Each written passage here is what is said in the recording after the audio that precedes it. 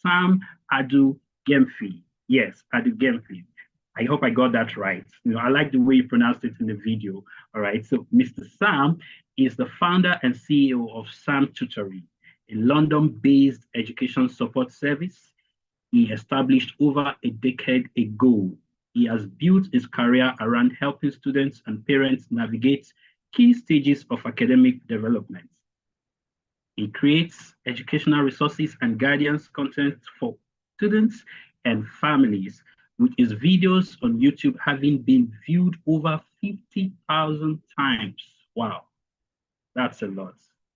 Over the years, Samuel has worked with families and schools across the UK and internationally, supporting students through important academic transitions, including primary and secondary education, school selection, 11 plus GCSEs, A levels, university applications, and early career guidance. Ladies and gentlemen, we are so excited to have Mr. Samuel with us today with our emojis again, all the excitement we can express in the chat room. Please let us receive Mr. Samuel as he brings the code for success to us this evening. Welcome, Mr. Samuel. How are you doing, sir? I'm very well, sir. I'm very well. Thank you very much. What an intro. I was listening to that and I was like, oh, I want to meet this guy. This guy sounds great. This guy sounds wonderful. So thank you very, very much for that introduction. Good to have you with us, sir. So what I'm going to do is I'm going to share my screen so we can get straight into it. So what I definitely want to do with this presentation is leave the floor open for questions. The information is obviously going to be very, very helpful, but I really want to make sure there's time for those on the call to ask questions so we can address specific things that people are encountering. So yes, let's get into it. Okay. So I didn't realize I was going to get such a wonderful introduction. I do also have a little bit about what I do as well. So as Anna said, my name is Samuel Edu Gemfi and I run Sam Tutoring, which is a tutoring service and education consultancy that I started roughly, it's coming up to 15 years now. So I started it as a teenager. So I've had the opportunity to learn a few things about this education game. So essentially what I do is we work with families all over the UK, Nigeria, other countries in Africa. We work with some Middle Eastern families as well. And we work with children aged from 5 right through to 18. We do all the pluses that you could imagine, 7 plus, 11 plus, 13 plus, as well as your GCSEs, A levels and university entry. Schools hire me to run their exam revision, deliver workshops. We do a lot of mentoring and support with university applications. And we also partner with organizations such as Brains and Butter to support them in their endeavors as well. And I firstly want to greet the team, obviously Dr. Alo, Opeyemi, Adetola, Ernest. It is an absolute pleasure to be with you this evening. I can tell that Dr. Alo runs a very, very tight ship by how diligent her team is. So it's a real privilege for me to be invited onto the platform to be able to speak this evening. So when we're talking about students, they fall broadly into 3 categories. So there are those that are okay with their exam results. There are those that are maybe a bit upset with their exam results. And there are those that, wow, I'm done, I'm finished. We obviously want everybody on the call and those connected to be in the first category, and there is a science to it. So we're going to really delve into what that science is and make sure that there are no tears when it comes to exams. So before we start, I want to give a tiny disclaimer, as in the examples used and the case studies are quite generic, but you have to apply caution when applying them to your individual situation, as everybody will have slightly different situations. So please do bear that in mind when I go through a few of the case studies that we want to use. Okay, so let's get into it. The first thing I want to say is the case studies I'm going to be using are applicable for multiple different levels. So A level, IB, 13 plus, common entrance, 11 plus, 7 plus, they're all applicable, but I'm going to be focusing more on GCSEs and using that as my primary case study, as it's an easy reference point that most people will understand.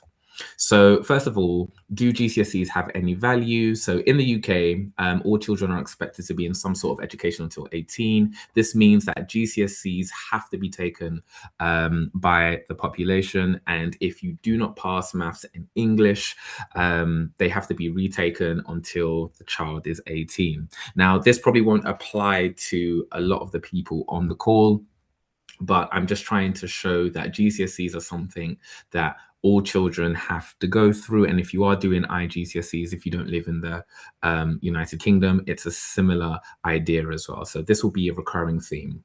So what do we use GCSEs for? They're a measure of the educational journey up until that point. They're assigned to employers that an individual has the capacity to learn. Some people treat them as a measure of intelligence. If I'm being honest with you, from all of my years of teaching, yes, there does seem to be some correlation. However, it's a very limited way in which children are examined, and there are many different forms of intelligence. So using it as the be all and end all of all intelligence, I feel, is a slight mistake. And obviously, parents use it as a way to confer social significance and live vicariously through their children. And what I mean by that is, if your child does very well in their exams, you feel great. How did your child do? Oh, they didn't do as great. Suddenly, there's a little bit of friendly rivalry, a bit of competition. And, does this person also have 24 hours in a day? Does this person have two heads? We know how parents can be when comparing exam results to family members and friends and all of these things. But for the purposes of this talk, I'm going to use it as a sorting mechanism for the next stage of education. So that could be A levels, IB, it could be vocational qualifications, and of course, university as well. So GCSEs will determine what courses and institutions students can apply for and attend. Some doors, unfortunately, will be closed due to not achieving the best GCSEs possible, because as you get higher in education, some of these courses are very, very, very competitive. So let's look at our first case study. So Oxford University is one of the most prestigious universities in the world. How many students applied in 2024? There are over 23,000 students that applied in 2024. Of those 23,000 students, how many offers were made? Roughly about 4,000 offers were made. And how many students were admitted?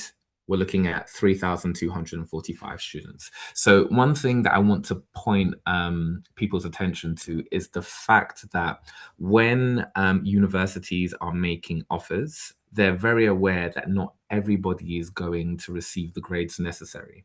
So from the people that get offers, on paper, they're all capable of achieving the top grades or whatever the university is asking for. But for very, very competitive courses where there's not enough spaces for all of the people that apply, universities give out more offers than places they actually have, knowing that some people are going to miss their offers. So in this particular year, roughly over 500 students missed their offer.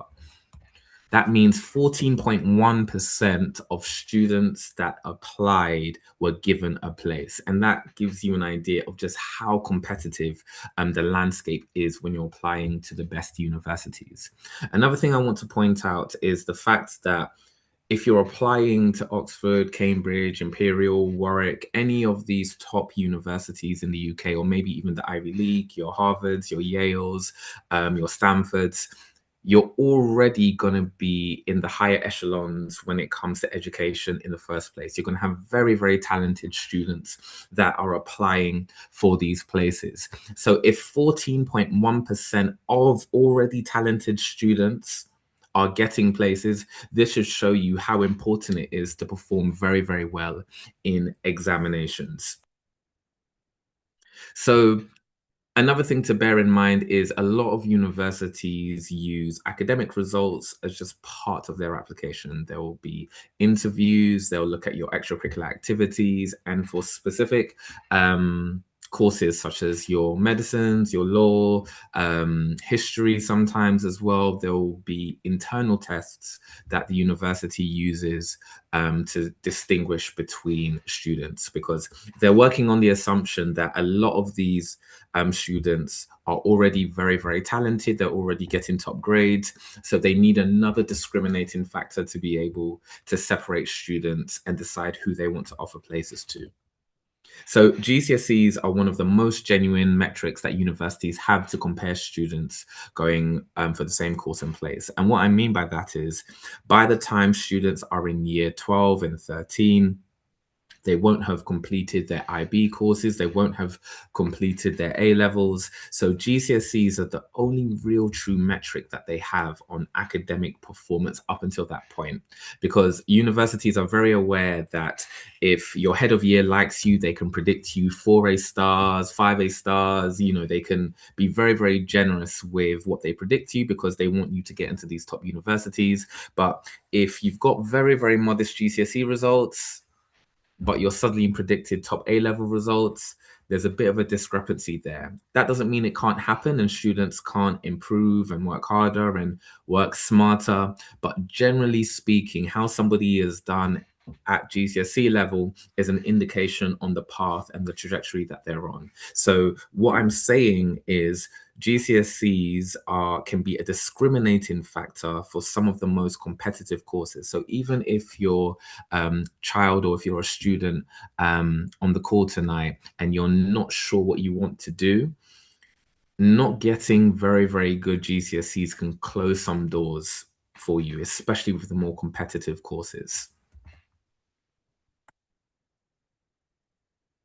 Okay, one of the things I always encourage parents to do and families to do, and even students, the ones that I mentor, is we need to understand the game that we're playing.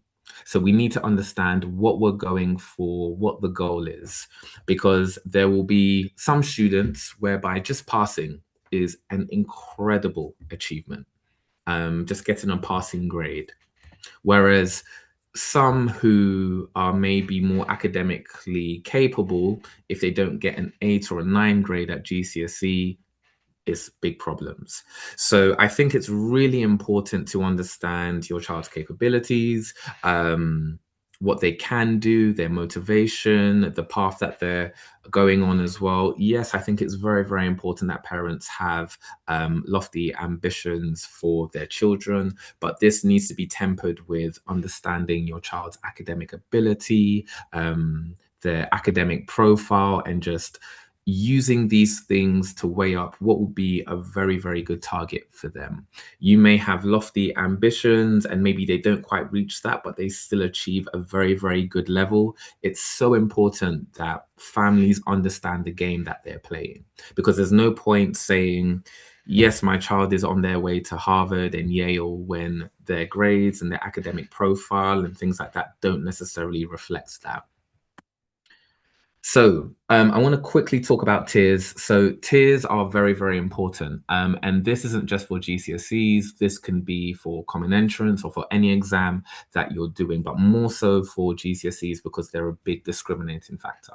So you have two different tiers because everybody has to take the same exam. You have the foundation tiers, whereby you can get grades 1 to 5, and the higher grade tiers, which range from 3 to 9. Now, if you're going for the top grades, you have to be on the higher tier. because what that means is there'll be some courses at A level or IB whereby you won't be able to get onto those courses because you require a grade that can only be achieved on the higher tier. So tiered subjects include maths, sciences, French. In the UK, or if you're doing IGCSE, English isn't tiered, okay? Now, why they're important? Because first of all, there's different things that are taught. The higher tier has more content and is more difficult. And as I said before, many courses have entry requirements that require a student to be on a particular tier. So you can't do, for example, biology at A level without being on higher science at GCSE. Yes, so as I was saying, a lot of A levels and IB courses require you to achieve at least a 6 or a 7 for a particular subject. So therefore, being on the foundation tier means that you won't be able to do certain A level subjects. Okay, so how are tiers selected? Primarily through data. The school looks at the academic performance in mocks. It needs to be signed off by the head of department, the examination officer. All of these people are involved in the decision making process when it comes to tiers, and schools have a deadline whereby they need to submit these tiers to the exam board. You can change it right up until the date, but I think that does incur a late fee. Tiers can cause a lot of problems because there can be a difference between what home think their child is capable of versus what teachers are seeing. Some students can see their grades jump dramatically during this period before exams, and offers can be compromised if students are on the wrong tier. I'm currently going through something with one of our students right now whereby we've done internal assessments and we believe he's on the wrong tier. So we're currently liaising with the family to make sure that the school is alerted to this and those conversations are being had.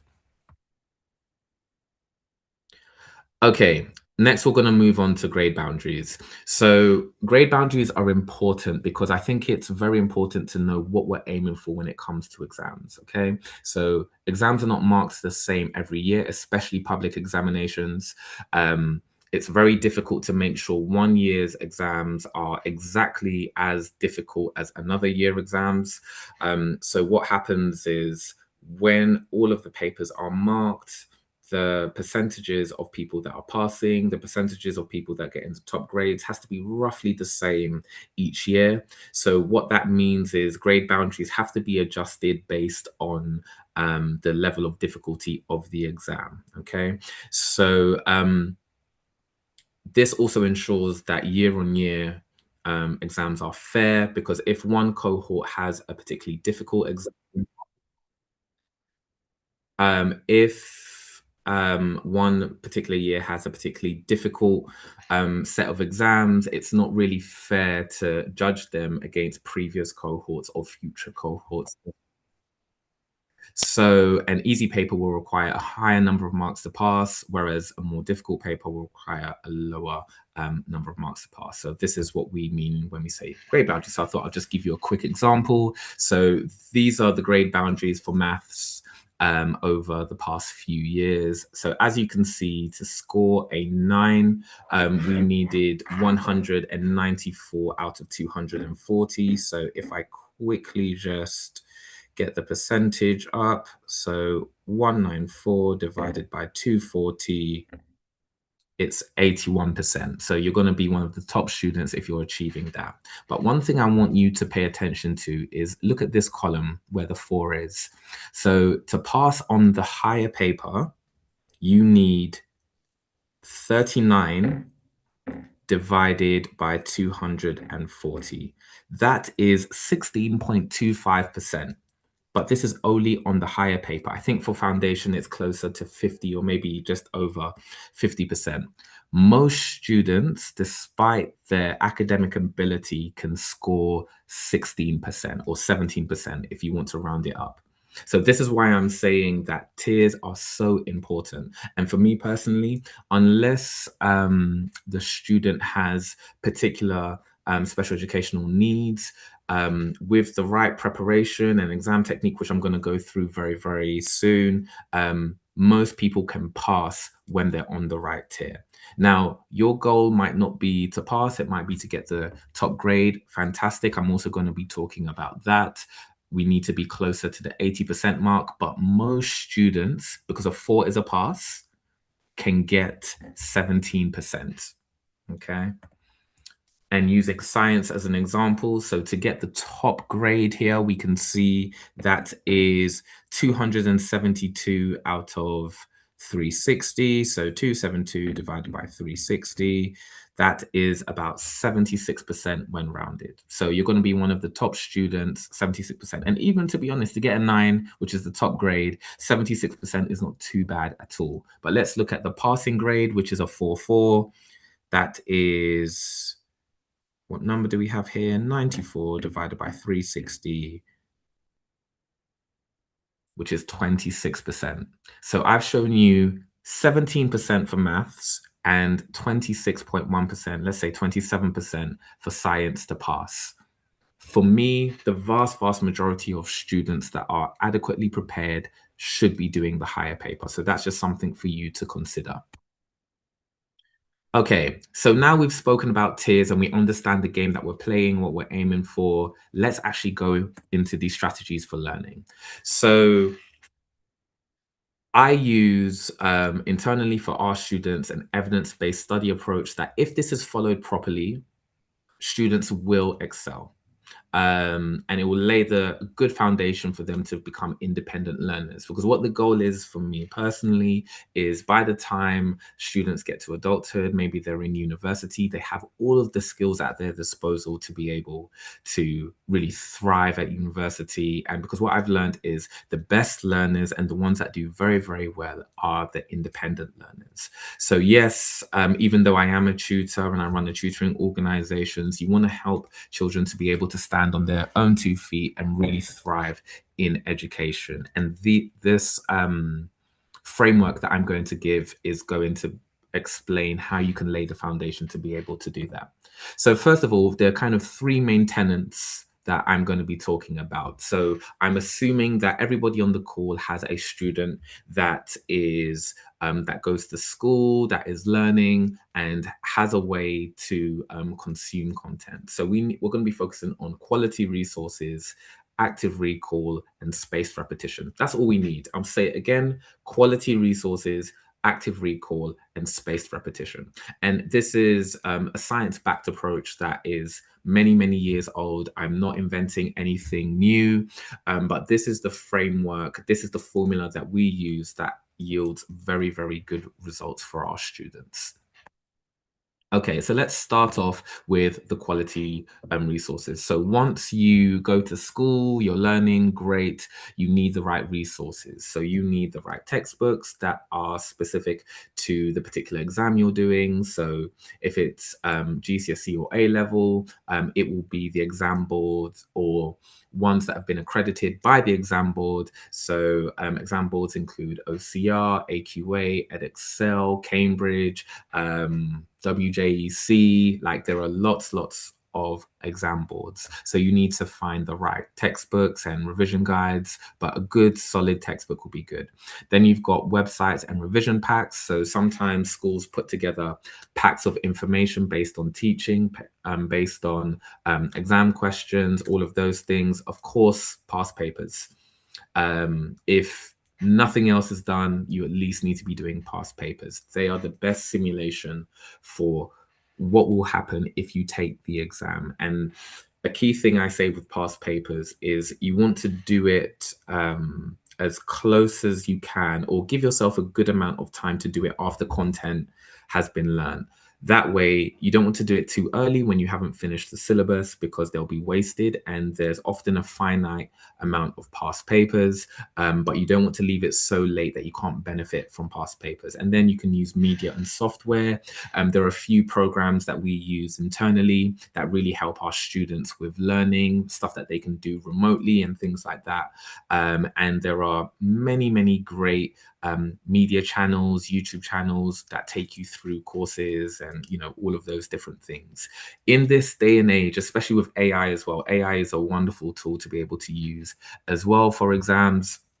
We use that as well. There's no reason why any student around the world with an internet connection and access to textbooks shouldn't be able to really, really thrive when it comes to resources. I'm going to quickly just talk about some subject-specific advice. So there's a great scheme of work if you are doing GCSE maths or Maths Genie. It splits the content into 14 stages, with stages 10 to 14 being the higher content. There are videos on every single topic and practice questions within the videos, and then exam questions after you've watched the videos as well. So once you've finished all of the content for a stage, they have topic tests.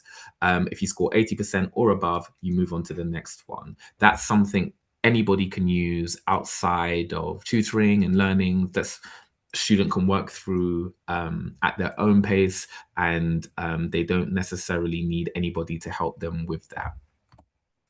For a subject like English, you have to understand plot, themes of assigned novels. If your student has an anthology, they need to understand that deeply. They need to have a book full of annotations whereby they understand what's going on, why things are said. They need to have quotes. They need to have all of these things. That's just the basics.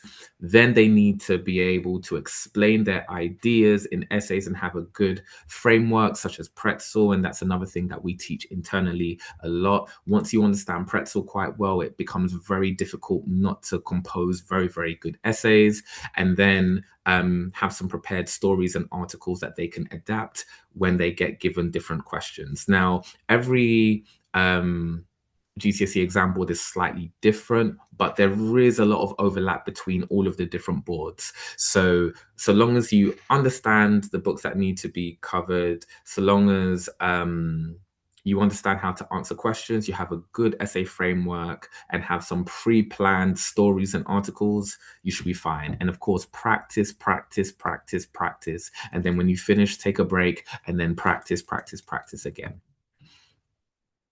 So that's part one, quality resources. Okay. Next is active recall. So active recall is the principle of efficient learning, which focuses on the need to actively stimulate memory during the learning process.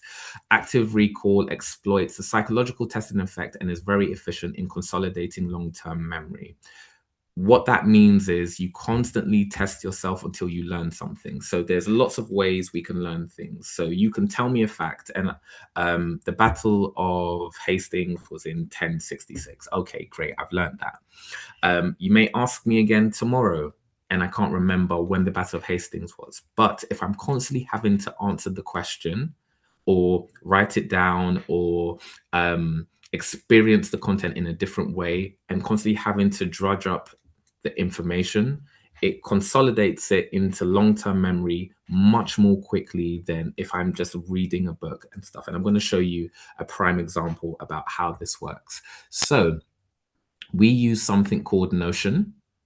And this is an example of Notion. So this is a student of mine from a couple of years ago. They started off at a grade 3, and by the time we got them ready, they moved up 5 grades to an 8. They were very close to the top grade, but they still did very, very well. So this is the textbook for biology iGCSE Edexcel, okay? And instead of writing notes, so for most people, notes are not the most efficient way to learn. She's changed everything into questions. So what do most cells contain? I'm going to say maybe a nucleus, cytoplasm, ribosomes, that sort of thing. Yep, nucleus, cytoplasm, cell membrane. What are enzymes? I'm going to guess they're biological catalysts that speed up the rate of reaction. Enzymes that control chemical reactions that take place in the cytoplasm. So yes, she's got every single topic that she needs to know, but she's made her own questions. Okay, so she's kind of flipped it on its head and basically made her own exam. And she's going to go over this over and over and over and over again, because we're using 3 methods of learning here. First of all, we have to read and understand the information. Okay, we have to learn it initially. Then we need to create a question. Then we need to answer that question. So we're actually going through the content 3 times to be able to learn it. And then periodically, we're going to go through it over and over and over again. So the whole course is in front of us in these questions. And she's color coded it. She's made it pretty. It's very, very efficient. And you can embed videos in here. You can embed diagrams. I think I want to find a quick diagram. Let me see if I can find one.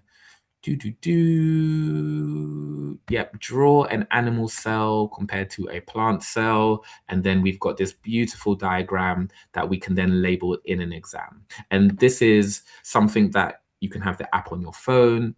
Absolutely brilliant. So that's active recall, okay? Then we move into spaced repetition. So this is also known as distributed practice. It's extremely effective learning approach where lessons are retaken at increasing intervals until knowledge is fully embedded in long-term memory. So what that means is things that you know, you revisit less than things you don't know. So things you don't know, you're going to repeat over and over and over again. But if you know something, you're not going to waste time learning something that you already know. And the way we do this is called the retrospective examination timetable. So a prospective examination timetable is what we all know. On Monday, Tuesday, Wednesday, I'm going to revise maths, then I'm going to revise science, then I'm going to do this, but it doesn't take into account that things take longer than planned. Your mum might want you to wash dishes, you might have to go into town. There's all of these things that can happen. Whereas if we focus on a content first approach, it's much easier to go through the content in an easier way. And I'm going to show you an example. So this same student that had all of these questions, we can see that this is cell structure here. This is an example of cell structure. So cell structure, we can see has 11 questions, and these are the 11 questions here. So when she practiced this here, she only got 5 out of 11 correct. So that is an orange, okay? Whereas stem cells was 3 out of 3. So that's green. So as you can see, when we moved on to plants, she got 2 out of 4, 2 out of 4, and then 4 out of 4. So we go down and she's gone through most of the content, especially here, looking at the structure of DNA. She got 2 out of 8, 4 out of 7, 5 out of 7, 6 out of 7, until 7 out of 7. So if most of these things are green, that means we know the content, and this reflects very, very well on the exams that are going to be taken. Because if these are green, they're going to perform very well in exams. And I wanted to give you some examples of students that are currently doing their GCSEs. So this student here is doing very, very well. He works very, very hard. And we can see with his Notion, this looks fantastic. He's got mostly greens and he's doing well, okay? Then we move on to target tests, which are another layer. And again, he's doing very, very well. Still a lot of oranges, but look at this. This is what I want you to focus on.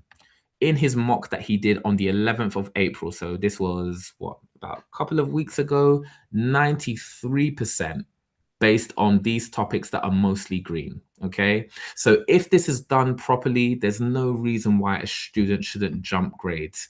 Then we've got another example for a student here. We can see that they're doing very well. This is their biology. They got, I think, 72% on a mock that they did recently. Their chemistry is also very good.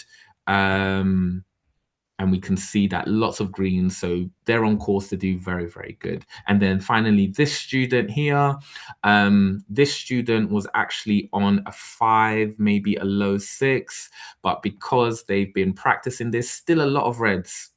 Lots of places where we can improve and some ambers, but they got a grade 8 in a mock that they did just last week. So what will happen when most of these are green? They're almost certain to get the top grade. So this is an example of how we use the retrospective examination timetable. Okay, so that triad, that framework, easiest way to do very, very well. And if your child is a bit younger, so say if they're doing 11 plus or 13 plus, the parent would manage the data collection a bit more so you can see how they're progressing. One thing with children is that they need encouragement. When they see they're progressing, when they see their numbers growing up, it gives them a bit more extra vim to try harder. When they try harder, you're going to see more of an effort. So it's much a mental game as it is a data game. So once they see progress, encourages them more, so you get that positive feedback loop, so you get higher and higher and higher and higher and higher. You need to give yourself time to be able to do this. So if you are planning for a very, very important exam, so 11 plus, 13 plus, whatever it may be, GCSEs, A levels, give yourselves weeks and months to be able to get this going, so you can make adjustments as you go along as well. I also just quickly want to touch on barriers to learning. We all want our children to do as well as possible, but sometimes there are some barriers to learning. So this may be special educational needs. So there may be processing issues. There may be maybe dyslexia, dyspraxia, all of these things. And I know this is still a bit of a this is still a little bit of a taboo subject, but if you're aware of certain situations, if you have a particular diagnosis or anything like that, this can encourage learning as well, because it can mean that alterations can be made. For example, extra time in exams. It means that we have to adjust how we teach slightly. Some of my students that have performed the best academically have had special educational needs. So it's in no way a determining factor whether somebody will do well or not, but it's just something to consider. Social media, so I'm talking about things that are going to distract. So we have a strict policy when students come in for lessons and things like that. We take their phones, it gets put in the isolation chamber, and they're able to have a break from social media and external factors. So things like mental health, trouble at home, just anything that will prevent learning as well. So I think it's just very important that students and parents are aware to barriers of learning, because if things are not okay in certain areas, it can make it very, very difficult to excel. Okay, so as I said before, I really wanted to just rattle through. So I want to leave a bit of time for questions. So I know that Ernest wants to jump in for this next segment. So I'm going to pass the floor over to him. And thank you very, very much for listening.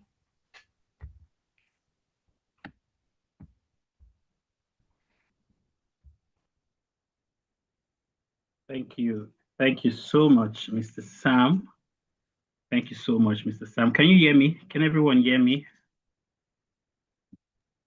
All right. That was such a beautiful presentation, and we just didn't even want to leave. We're just enjoying and getting enriched with knowledge, and very, very insightful too, I must say. And I'm surprised nobody's, clapping for Mr. Sam or giving him thumbs up just to show our appreciation. Please, guys, let's give it up for him. Let's show our appreciation. Let's show that, yes, we have followed, we have been truly equipped with some very, very phenomenal knowledge. Thank you so much. Thank you so much. Yes, thank you.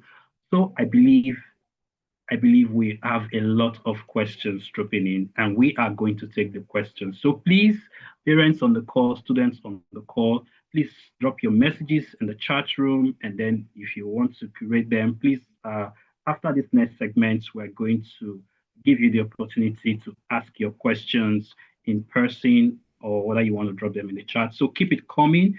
We're going to take the questions and after this section. All right. So Tolu, GA, if you're ready, I'm ready, please. Thank you. So, Mr. Sam, Okay. we'll complete this section and then we'll come back to take the questions. Thank you. Thank you so much, Mr. Ennis. Thank you so much, Mr. Sam, for that awesome session. I really, really got a lot of value from it. And I know that our students and our parents on the call also got so much value from it. So this session is just about introducing our parents and students to our tutorial services at Brains and Butter. One of the reasons why we have brought this webinar to you is because we are so much concerned about our students, acing their exams. And we also are so much concerned about parents, rejoicing over their children. So I just want to quickly bring to you our tutorial service as a company, and we offer personalized tutorial. We create a space where students feel understood, supported, and confident to thrive. What do we actually offer at Brains and Butter? We offer learning style assessment, where we believe that, every student learns differently, and we want to, first of all, assess their learning style before we even start developing a personalized plan for them. We also offer one-on-one tutoring. We offer exam prep, GCSE cards, A-levels, and we also offer exam entrance preparation and interview prep. Our approach is actually very different at Brains and Butter. And what do? We ensure that all learning plans are personalized to each student. We ensure that our tutors are experts and they don't just rush through topics, they prioritize understanding. And we also ensure that we give consistent reassurance to students. We ensure that their confidence is actually developed. And we give monthly feedbacks to parents. We don't leave parents wondering about the progress of their students. And we give monthly assessment also. We have some testimonials from our parents, and I'll just be reading one of it just for you to, see what we've done with one of our students. The first one says, "Dear Miss Okoyemi, Happy New Year and trust your work and family is fine. Mock results were released before the holidays, and Toby had a 9 in her science, the highest in the school. Wow." She attributed her score to the tutor from your team, and I think it's only fair to let you know looking forward to repeating same results in the next mock and the main exam. Well done. That is coming from Mrs. DS, one of our parents. She was so excited about the score of our child. Okay, our tutorial packages, we have different tutorial packages. I'll just be highlighting some of them. We have the one where the foundation plan, where we just have one session per week. A personalized learning plan is developed. We ensure that we support your child through homework and progress check-ins. We also do that every month. Then we have our progress plan, where we have 2 sessions per week. We also ensure that learning plans are personalized. We ensure that we have targeted subject support, and regular progress feedback to parents is always also ensured. Then we also do interview coaching session, where we have one-off or short-term package, mock interviews and feedback, and we also train for communication and confidence. Okay, so we actually want to introduce to our year 11 scholars and our year 11 parents. We have something going on, and we call it our GCSE Success Series, and it happens every Saturday. We offer subjects, mathematics, English, sciences, and more. So we will actually I'm actually telling all our year 11 parents, year 11 students on the call that we have this going on currently, because we know GCSE is starting very soon, and we want you as our student to ace your exam, and we want our parents also rejoicing over their children. So we actually love you to take this opportunity, to ensure that you are well prepared as a student, and as a parent, you want to ensure that your child is well prepared for his or her GCSE. So I will be sharing a special offer very soon, and would like that everyone on the call, year 11 students, year 11 parents, you take hold of this offer. So our special offer this evening, we have a special offer for everyone. The first offer is for every student, regardless of the class. We want you to know that if you are joining this evening and you're taking hold of this offer, you are registering right now, you're going to be enjoying a 10% discount on our tutorial services just for today. You're going to see the link in the chat box right now. It will be dropped now. If you click that link and register, you're going to be enjoying 10% discount. Isn't that amazing? 10% discount on all our tutorial services. I just told us some of the packages that we have. Any of the packages that you're going to be going for, you'll be enjoying 10% discount. Also, for the GCSE Success Clinic that I just mentioned now, if you are registering right now, you are going to be enjoying your first Saturday as a free session, and that is going to be a 2-hour free session for you. So your first Saturday, for you or as a student or for the parents, you are going to be enjoying the first Saturday as a free session when you sign up for our GCSE Success Clinic today. The link is in the chat box. You want to click on the link and you want to register immediately, because after today, this special offer is no longer going to be available. So to register for any of our tutorial and packages, you can just scan the QR code or just copy the link on the screen, or check the chat box for the link, click the link and register, and you will get our special offer, the 10% discount on all the tutorial service. And for the GCSE Success series, you also get a free Saturday session. Thank you so much for listening to me. And if you want to reach us, our emails, numbers, and social media handles are displayed on the screen. Thank you so much. Thank you so much, Mr. Ernest. Thank you. Thank you so much, Toluje, for that wonderful offer. Yes, opportunity to all our parents, to all our students, especially those that are taking their GCSEs exam. We are very much interested in you acing your exam, in you coming out, in flying colors and just, do very well. And that's why we are here today. That is why we have put this program together, bringing someone like Mr. Samuel with all his wealth of knowledge and experience. This is the kind of stuff you get from Brains and Butter Tutorial Service. So please put up the barcode please, if you can leave the barcode on the screen for just like 1 minute or maybe another 30 seconds. GA, please just leave the barcode on the screen for people to scan.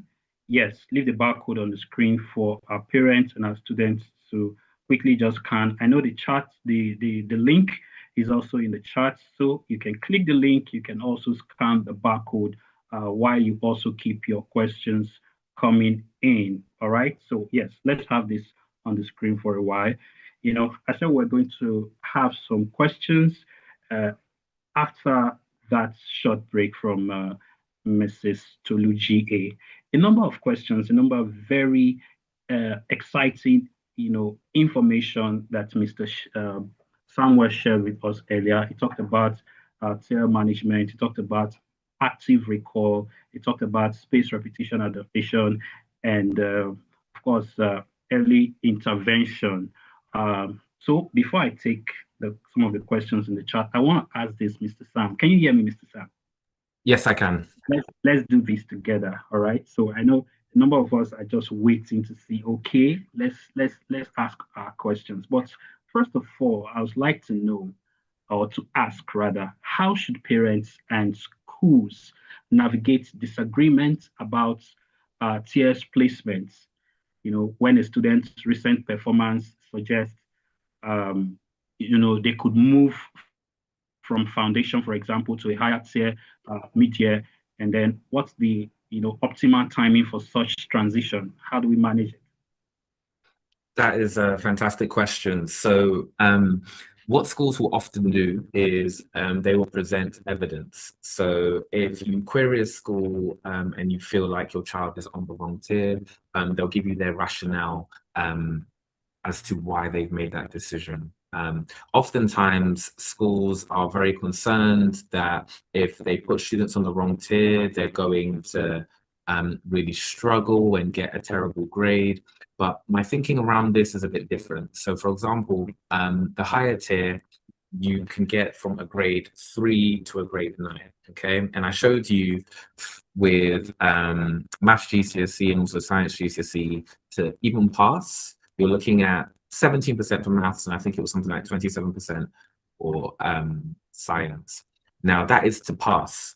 Now, if you don't pass and you get a grade 3 or something like that, it will be even lower. What I would advise is, first of all, understand how they've arrived at that decision.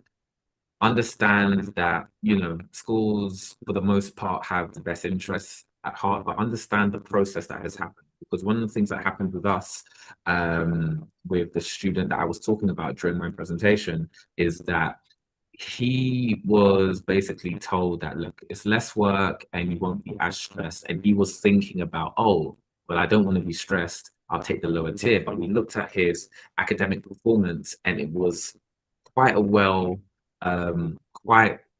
was significantly above what I would have advised if he was to do the foundation tier. So he didn't understand the consequences that this decision would have going forward.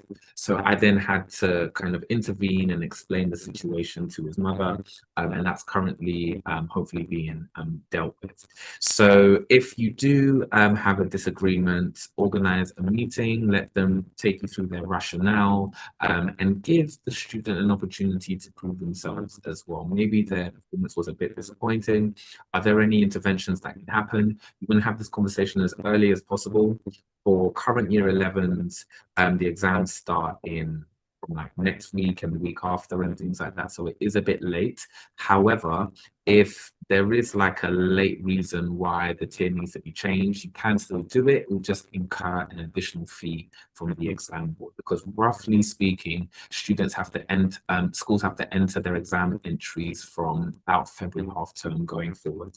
So conversation, relationship is how I would deal with it.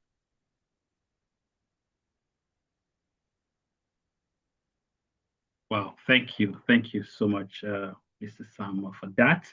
I think that's answered the question beautifully. I don't know if any parents on the call, students on the call, feel free if you'd like to ask Mr. Samuel. He's here with us now.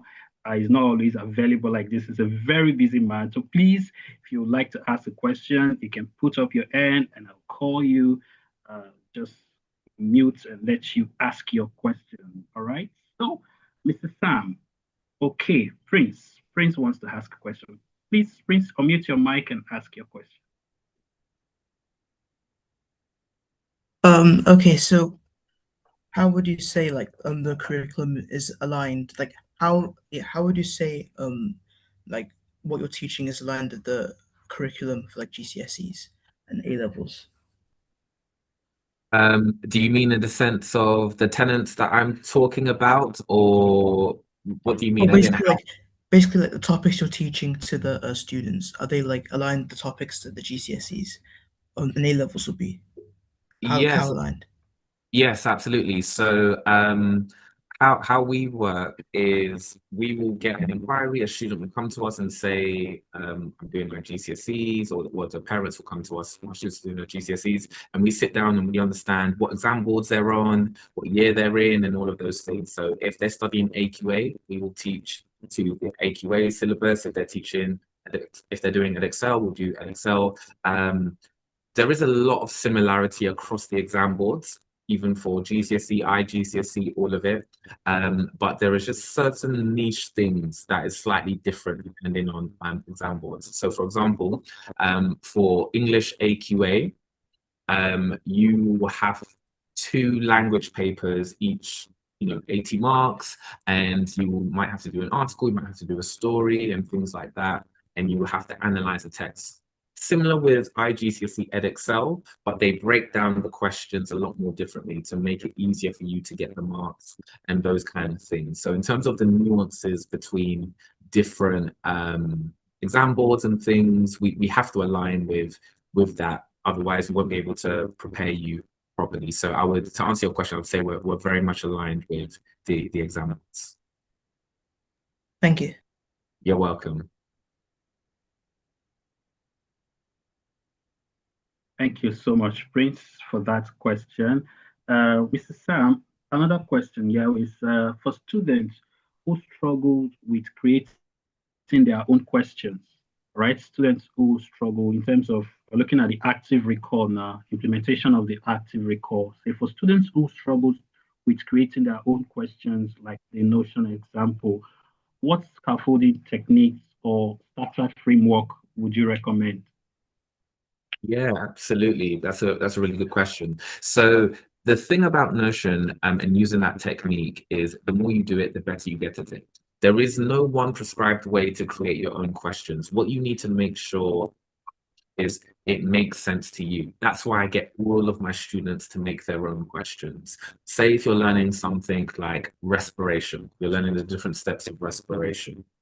There will be some things that are easier for somebody to understand. There'll be other things that are more difficult for people to understand. The questions are based on your level of understanding. So for example, what is the chemical equation for respiration. Somebody may just know that, somebody else may need to revisit that a number of times.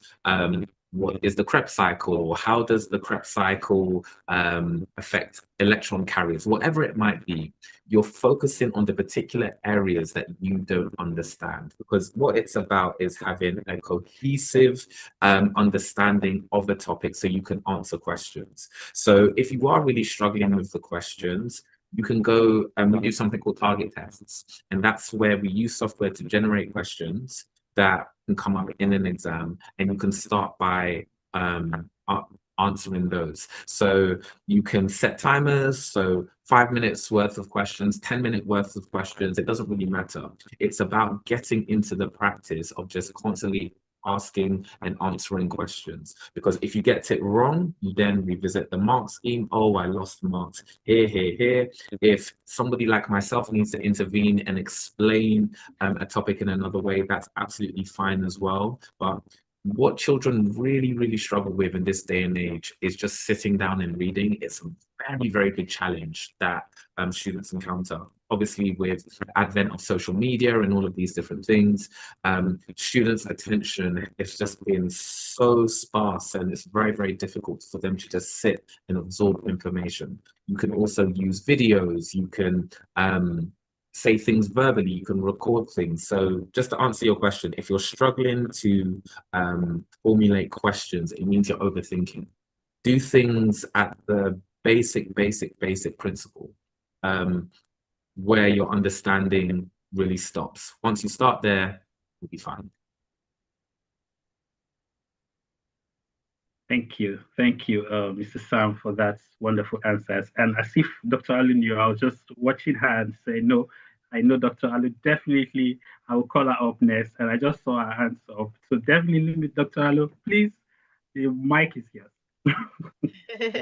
Thank you so much, Sam. That was very insightful. Thank you. So I've got two questions. One has to do with AI. And I guess my question on AI is twofold. So I was wondering how much of a role AI plays in revisions. And on the other hand, we had a student who you could tell was just using AI, right? And we were like, no, this is not your work. This was being done by AI. And just striking that balance, because obviously AI is here to help. But I just worry sometimes as a parent, and I know other parents have this concern that there may be an over-reliance on AI, but I'm certain that surely there is a way AI can help. So it's just really trying to strike that balance. And then my second question, I'll just say now so you can take it when I'm done, is with Oxbridge applications, is that something you can support with? Because in addition to the GCSE and A-level exams for students doing really well, one of the questions we get asked is, we want our son or our daughter to get into Oxford or Cambridge, or at least a really good university, and we really want them to get top grades for their A-levels. But particularly with the Oxbridge applications, is that something you can support our families with as well? Yes, absolutely. So I'll address the Oxbridge question first. In short, yes. Obviously, the Oxbridge, there are quite a few hoops you need to jump through, and I think sometimes they deliberately make the process a bit opaque to add to the mystique and things like that. But in short, a very strong academic performance, a good understanding of the subject, and you have to be a bit strategic in terms of thinking about colleges and the pool and all of those things. So yeah, that wouldn't be a problem at all. More than happy to support any of the parents in your community with Oxford applications. And in terms of AI, I think number one, we know that AI isn't going anywhere. It's here to stay. And I completely agree with you, Dr. Allo, in the sense that there is already an over-reliance on AI. I can be having a conversation with a student and they will pull out their phone and say, Sam, let me ask ChatGPT what it says and things like that. And one of the dangerous things with AI is that it encourages people not to think. It really encourages people not to think and not to critically think as well. And that is one thing I'm concerned about. So I would say to parents, if your child is able to disseminate information, to research and, you know, do all of those things, they're already going to have an advantage. You can't get away from AI, but if you can delay it as much as possible, especially when they're younger, and they can use it in addition to their reading skills, to their analytical skills, you are absolutely laughing. And when it comes to the learning, it's very, very useful, because what you can do is you can feed AI. I forgot the name of it, but we use it for some of our students, whereby you embed exam papers into AI and ask it, for example, let's say you're doing something like chemistry and you feed AI 10 chemistry papers. Then you can ask the AI, can you give me every single 6-marker question on carbohydrates, and it will in an instant give you all those questions so you can practice and practice and practice and practice. We've never seen that before. We've never seen that before in technology. And this is why I'm saying that it's so important that children can think for themselves, because once you're able to plan how to use these wonderful tools, it just allows you to put your revision and your learning to such a different category.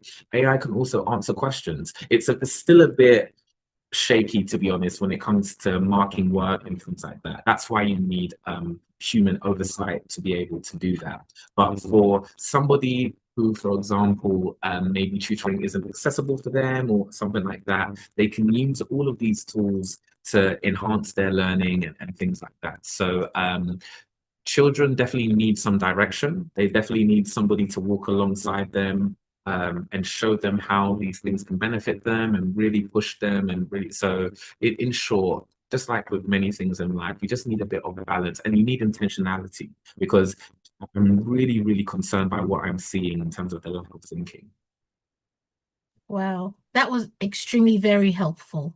Thank you so much. And we've got a question from Toyibat, but Toyibat, I would love to hear your voice. So would you mind actually reading your question out? It would be great to hear your voice, Toyibat. Yes, that's fine. My question was being placed on like foundation in science based on my mocks. I'm not sure if that would impact the schools I go to for A levels or university, and like my future being based. Of course. No, thank you so much for your question. May I ask what year group you're in? Year 11. Year 11. Okay.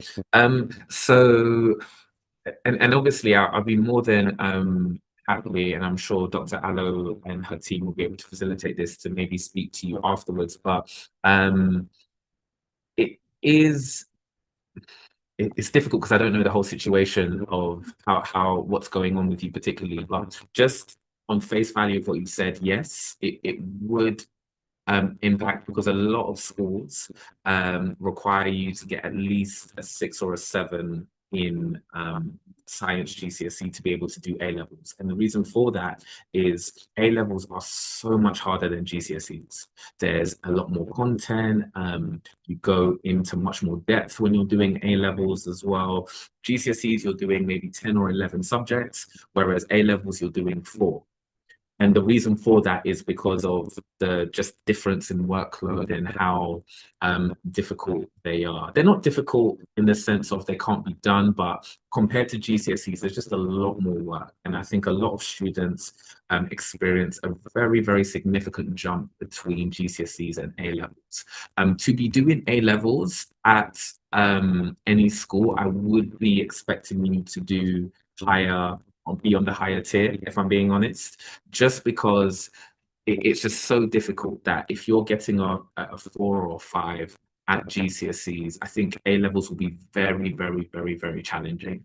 And that's not to say it's not possible or you can't do it. It's just anecdotally, from what I've seen through all of my years of teaching, it's just too much of a big jump.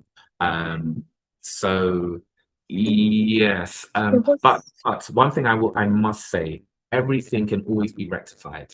Everything can always be rectified. So I don't want you to panic or just say that, oh, my future's over or anything like that. No, God forbid. That's not what I'm saying whatsoever.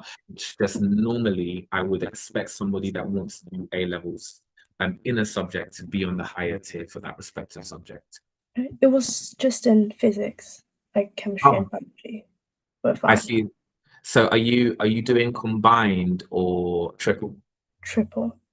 Oh, I see. So it's just one of the sciences. Yeah. Oh, okay. Yeah, no, that shouldn't be a problem then. So long as you're on higher for the subjects that you're doing at A level, that should be fine. And are all of your other subjects at a quite decent Yes. grade?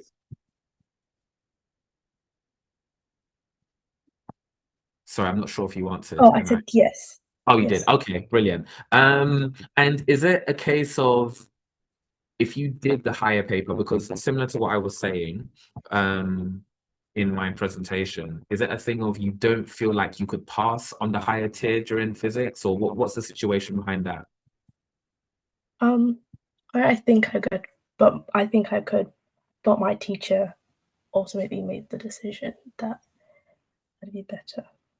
I see. If I'm being honest, it is a bit strange to be on the higher tier for two of the sciences and not the third one. And I do understand that some people find physics a bit more difficult. So I would definitely encourage your parents or your guardian to have a conversation with your school and just get a bit more understanding about why that decision was made. But so long as you're on the higher tier for the other sciences, that's fine. But it is a bit strange that you wouldn't be on the higher tier for physics as well.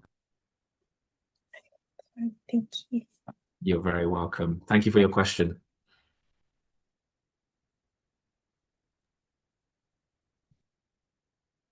All right, thank you, Mr. Sam. Tolu, please go ahead. Okay, thank you so much, Mr. Sam. Thank you so much for that awesome session and the question and answer session. Thank you for giving us so much value. I don't know if I think we should all, just show our reactions. I think we need to appreciate Mr. Sam. Let's have our reactions. Let's appreciate him, Mr. Sam. We are so grateful. We are so grateful. We are grateful. We got so much value. Our students got so much value. Even our parents, they got so much value. And we really appreciate you. Thank you for pouring out. Thank you for not holding back. We really appreciate you for that. Thank you so much, sir. Before we go this evening, I just want to appreciate and acknowledge our consultant, Dr. Hallo. Thank you so much, Dr. Hallo. Thank you for giving us the platform. We are here because you gave us this platform. We are here because you allowed us. And we really appreciate you, ma. And I don't know if you have any closing remark for us, ma, before we go. We just want to hear from you. Any closing remark for us, ma? Thank you, ma. Thank you so much, Mrs. Gabriel Ajibola. I really appreciate you. She happens to be a biology mistress herself. She absolutely adores that subject. Like, you wake her up and she loves biology. Thank you very much, Mrs. Gabriel Ajibola. And thank you very much, Ernest, as well. And to our man of the moment, Mr. Samuel Adugiamfi. Thank you very, very much for this evening. What I'd like to say, because I know Tolu has already given, the votes of thanks as he went, thanked all our parents and students on the call. I just want to say that, you can rectify things, as Mr. Samuel said, like between now and when you have your exams. I've seen people turn things around in 2 weeks. I've seen a boy who literally had like 20 hours of tutoring in 2 weeks, 20 hours in 2 weeks, and got into Harrow and got into Harrow on a scholarship. He went through the normal application route, didn't get in. And his mom was just bent on Harrow, and she thought she was going to take a leap of faith, put him through the scholarship route, but then go on like a crash course. And he was game with that. And in 2 weeks, 20 hours back to back. Not the ideal scenario. Definitely not the ideal scenario. The earlier, the better. The more practice you're getting in, the better. Do not wait till you're in year 11, to practice for your GCSEs or till you're doing your A-level subject. Definitely get that revision early.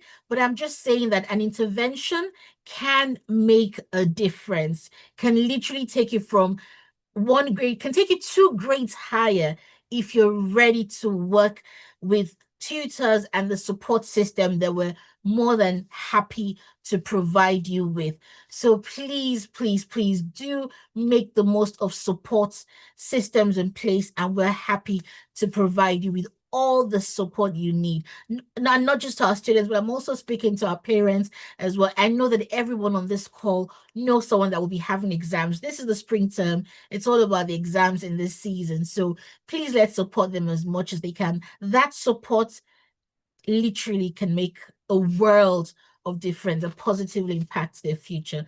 Thank you, Tolu, for the opportunity to give some closing remarks. Thank you. Thank you so much, Ma. Thank you so much, Ma. So before we go, I'll just be drawing our attention, just like Dr. Alu said, you can still give that support as a parent, and you as a student, you still have time. You still have time. You still have time to, tidy up. You still have time to get that support, and we are available. And I'm also drawing our attention again to our discount still available. Our GCSE series is ongoing. Your first Saturday is going to be free. So I want you to just, scan the QR code, or you copy the link, or check the chat box for the link to register immediately. Remember, after this webinar, the special offer is gone. So we want you to actually take hold of this opportunity and get that support that you need. You can still do great. We know you will do great. But in case you are already seeing how you're doubting yourself, just like Dr. Alu said, it is not too late. If you get the right support right now, right here, you will come out shining in your exam. So I would actually want you to scan the QR code, or copy the link, or check the chat box, and take hold of this opportunity before it is gone. So just as Dr. Alu has actually appreciated Mr. Sam, I just want to do that once again before we close the curtain for tonight. Mr. Sam, we are grateful. Thank you so much. Thank you for the value. Our students are saying they are grateful, even though they can't pick the mic and appreciate you, but they are saying that, and I'm helping them to say that to you. Thank you so much. And Brains and Butter is also saying thank you to you. So before we close the curtain to this evening, kindly take hold of the opportunity on the screen. And I also want to thank everybody. I want to appreciate you for joining the call, joining the webinar this evening. We know that you are going back with so much value. Thank you so much, everyone. Thank you so much for coming.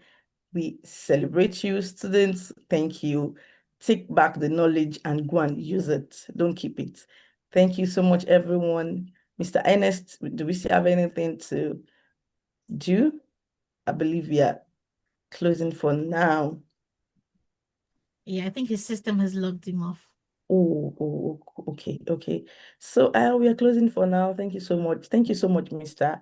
Sam. Before we log off, if you want to take hold of the opportunity for the tutorial is still up, you can still do that.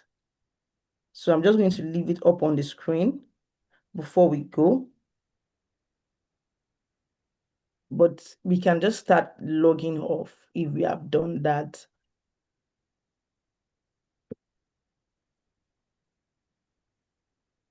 Thank you so much, everyone. Do have a great evening. Thank you. Thank you. Take care. Bye-bye. Bye. Bye. Okay, so I'll be closing the room with the count of 3,